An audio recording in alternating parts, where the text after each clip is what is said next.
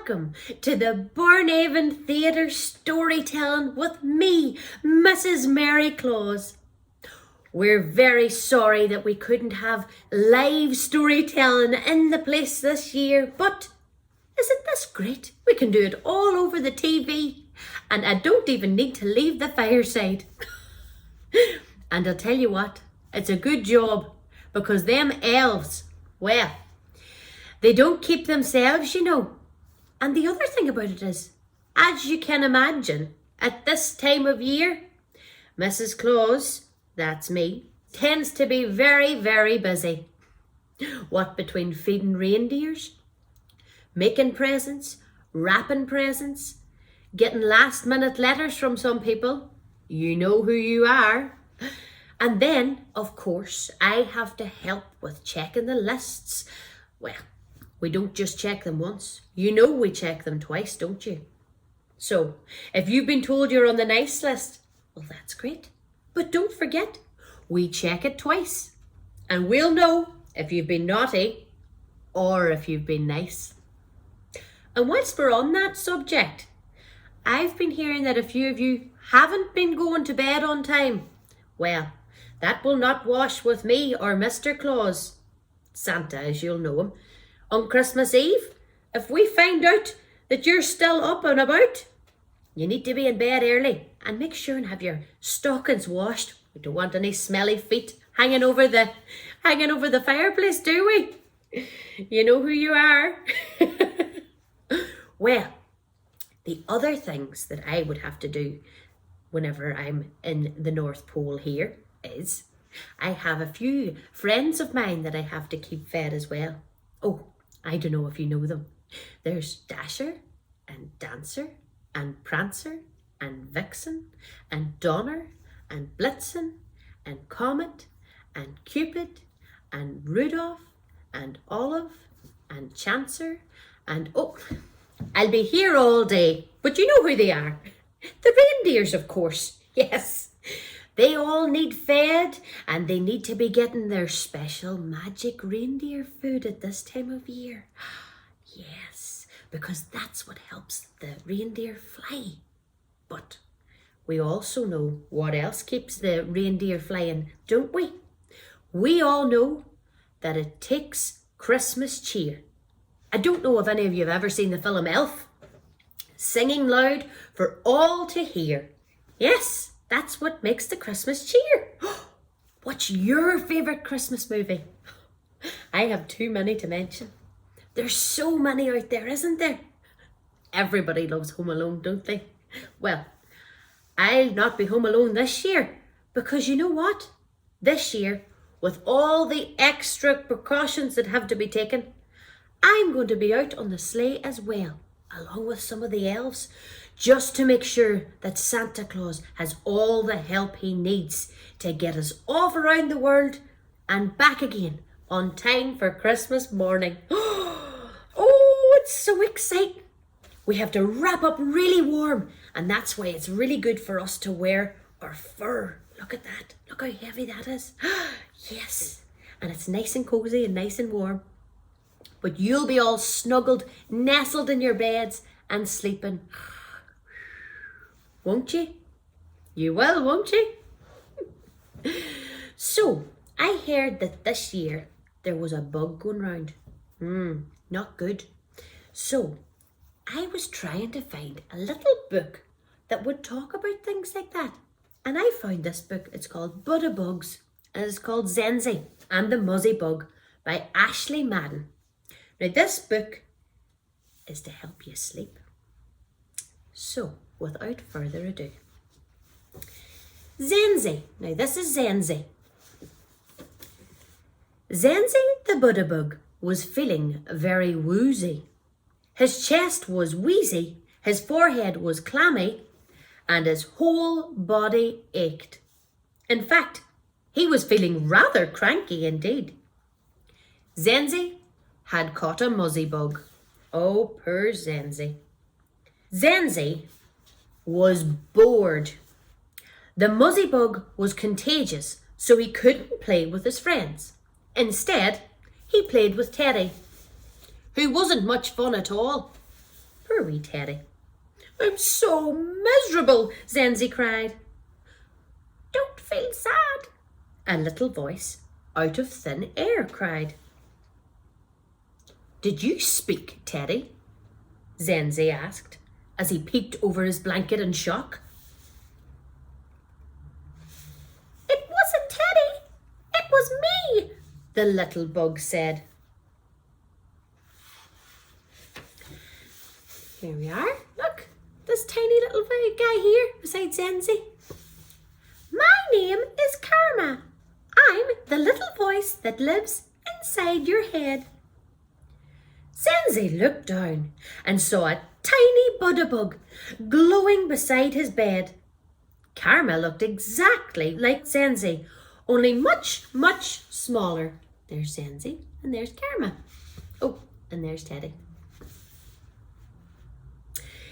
Everybody has a little magic inside them, Karma whispered. And that's true, you know. You just need to believe in yourself. So, if you focus on this moment, you can make magical things happen. Now, I want you to play along with this. With that, Karma floated slowly above Zenzi's bed and began to chant. Lie on your back with your eyelids closed. Now clench your fingers and wrinkle your nose. Stretch your legs out as long as they go. Then relax your whole body from your head to your toes. So did you get that? Okay, so you're going to lie on your back with your eyelids closed. You're going to clench all your fingers and wrinkle your nose. Stretch your legs out as long as they go. Then relax your whole body from your head to your toes. So then you're going to breathe in happy thoughts that make you glad. Then exhale the yucky ones that make you feel sad. Do this 3 times and you will see that there's oodles of magic in the air that you breathe. Look, look there. So there is breathing in friends, playing, teddy bears, cuddles, love, happiness, and blowing out all the scary things like the boogeyman and muzzy bugs and worry and teasing and monsters and ghosts and all the scary things. So you're going to breathe in all the nice things and then breathe out all the nasty things. You're doing very good. Now, Muzzy Bug, let's see. Hi, Muzzy Bug.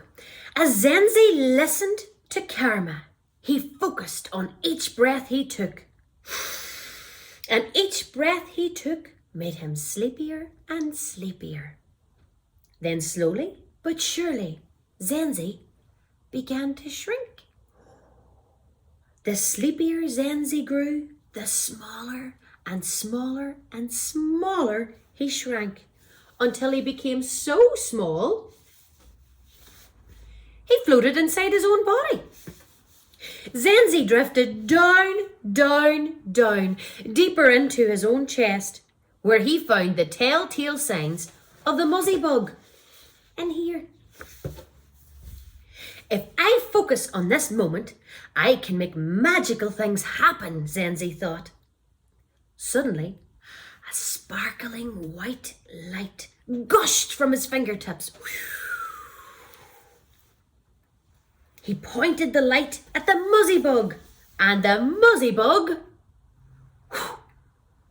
disappeared. And Zenzi became even more sleepy.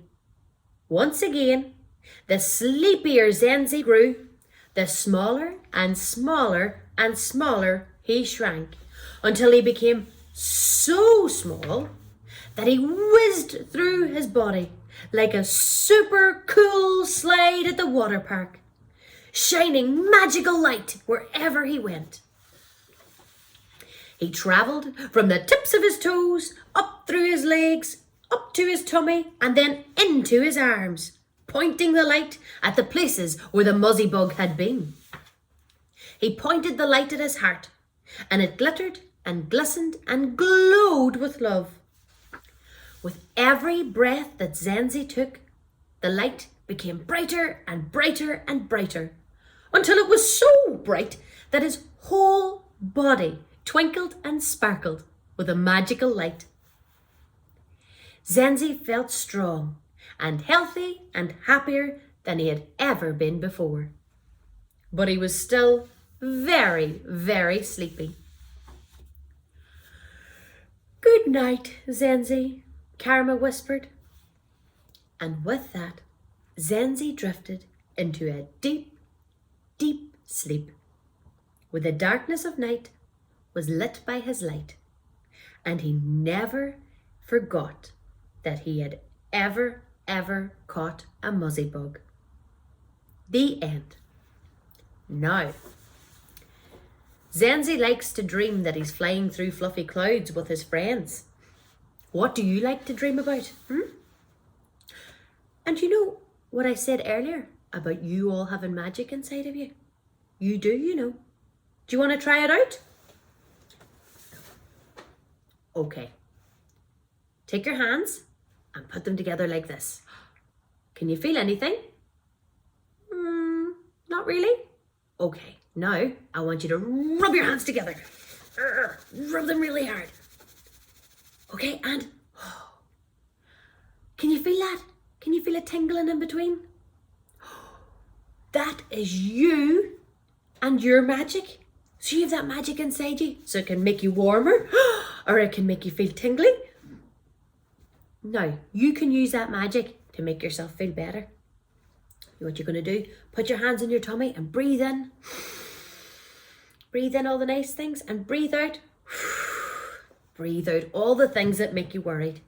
So, things that you don't need to worry about, you just breathe them out and forget about it. And if there's anything that you are worried about, tell one of your big people. Because you don't need to be worrying about anything on your own, do you?